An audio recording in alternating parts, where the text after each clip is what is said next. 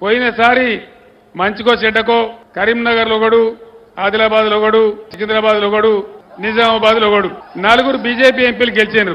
4 రూపాయల పననే చేసిండ్రా? ఇక్కడ గెలిచిన బండి సంజయ్ మీకు ఏమైనా పని చేసిండా?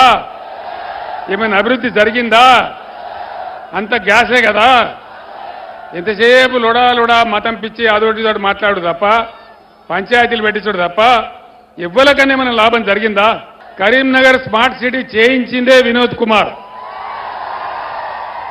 ఒకనాడు ఎట్లనో ఉన్న కరీంనగర్ను రోజు నాతో కొట్లాడి 2,000 కోట్ల రూపాయలు తెచ్చి ప్రతి రోడ్డును బ్రహ్మాండంగా తీర్చిగో ఇట్లాంటి సుందరమైన దృశ్యాలు తెచ్చింది మన గంగుల కమలాకర్ గారు.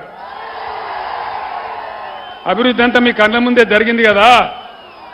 ఏ విధమైన కేబుల్ బ్రిడ్జి వచ్చింది, పట్టణం ఏ విధంగా అభివృద్ధి జరిగింది మీ కళ్ళ ముందే జరిగింది. కానీ బండి సంజయ్తో పైసా పని అయిందా? ఒక్కనాడన్న పార్లమెంట్లో మాట్లాడిండా? అసలు మాట్లాడుతుందా? ఆయన గట్టిగా మాట్లాడితే హిందీయా ఇంగ్లీషా తెలియక మనమే సావాలి.